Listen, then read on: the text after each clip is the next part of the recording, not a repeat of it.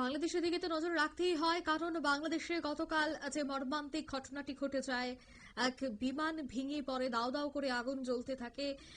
তবে এবার কিন্তু মৃত্যুর সংখ্যা অনেকটাই বেড়েছে। নিহত হয়েছে 27 জন, আহত হয়েছে 171 জন, আশঙ্কাজনক 78 জন। তবে প্রশিক্ষণ বিমান ছিল না সেটি সেটি দুর্ঘটনায় যুদ্ধ বিমানের ISPR FT-7 বিজিআই যুদ্ধ বিমানটি ছিল চীনের তৈরি এই বিমানটি কিন্তু ভেঙে পড়ে। সেটি কোনোভাবেই প্রশিক্ষণ বিমান ছিল না, সেটি যুদ্ধ বিমান ছিল এমনটাই জানা গেছে। তবে যে বিমানটি ভেঙে পড়েছে তা ছিল চীনের তৈরি করা বিমান। বিস্তারিত সে বিষয়ে জানবো, টেলিফোন লাইনে যুক্ত হয়ে গেছে প্রতিনিধি সোমনাথ মুখোপাধ্যায়। সোমনাথ, নিহতের সংখ্যা অনেকটাই বেড়ে গেছে, গতকালের তুলনায় আজ অনেকটাই বেড়েছে নিহতের সংখ্যা, আহত হয়েছে বেশ কয়েকজন। তবে এই যে প্রশিক্ষণ বিমান নয়, দুর্ঘটনার যুদ্ধ বিমান, এই বিষয়টা যদি একটু তুলে ধরো।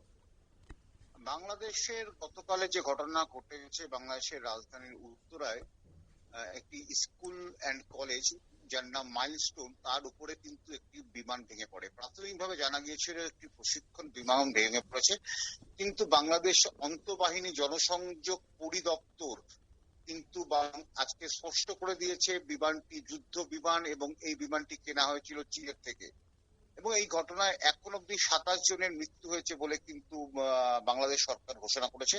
78 জন এখনো আশঙ্কাজনক অবস্থায় বিভিন্ন হাসপাতালে ভর্তি, এবং আহতর সংখ্যাটা কিন্তু প্রায় 200-র কাছাকাছি। তবে আশঙ্কাজনক অবস্থা থেকে আরো মৃত্যুর সংখ্যা বাড়তে পারে বলেই কিন্তু জানা যাচ্ছে।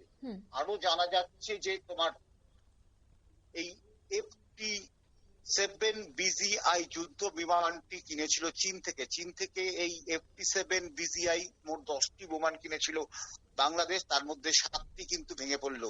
এই নিয়ে মানে 7টি দুর্ঘটনা কবলে পড়েছে। অর্থাৎ চীনের তৈরি বিমান নিয়েও কিন্তু প্রশ্নের মুখে পড়তে চলেছে।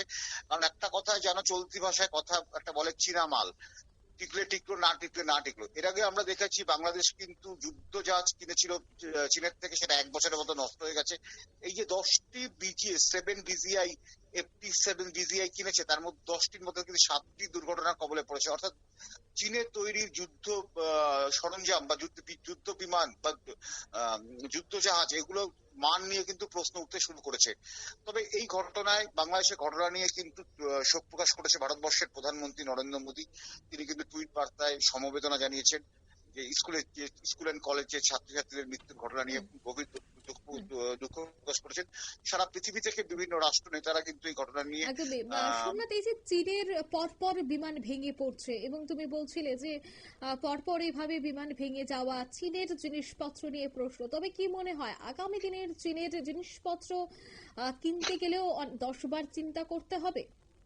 দেখো, তাই সেটাই তো ইঙ্গিত করছে। কারণ আমরা দেখেছি যে অপারেশন সিন্দুর যখন হয়, তখন কিন্তু পাকিস্তান ও চীনের তৈরি অস্ত্র ব্যবহার করার চেষ্টা করেছিল, সেগুলো কিন্তু কাজ করেনি। বা বাংলাদেশের আমরা বছরখানেক আগে দেখেছিলাম যে একটি যুদ্ধ জাহাজ 1 বছরের মতো নষ্ট হয়ে গেছে, সেটা চীনে তৈরি। এবং এই FT-7 BGI বিমানগুলো কিন্তু চীনের তৈরি। 10টি কিনেছিল বাংলাদেশ, তার মধ্যে 7টি বিমান কিন্তু দুর্ঘটনার মধ্যে পড়েছে। অর্থাৎ বলা যেতে পারে যে চীনের তৈরি বিমান নিয়ে কিন্তু প্রশ্ন উঠতে শুরু করেছে। অঙ্কিতা, অসংখ্য ধন্যবাদ। অর্থাৎ চীন থেকে 10টি বিমান, যুদ্ধ বিমান কিনেছিল বাংলাদেশ, তার মধ্যে 7টি ভেঙে গেছে। 10টির মধ্যে। অর্থাৎ বুঝতেই পারছেন যে চীনের যে জিনিসপত্র আদতে কতটা দীর্ঘস্থায়ী বা কতটা কাজে লাগে, সেটা কিন্তু এই ধরনের উদাহরণ দ্বারাই স্পষ্ট। নিয়ে নিচ্ছে ছোট্ট একটি বিজ্ঞাপন বিরতি, সঙ্গে থাকুন।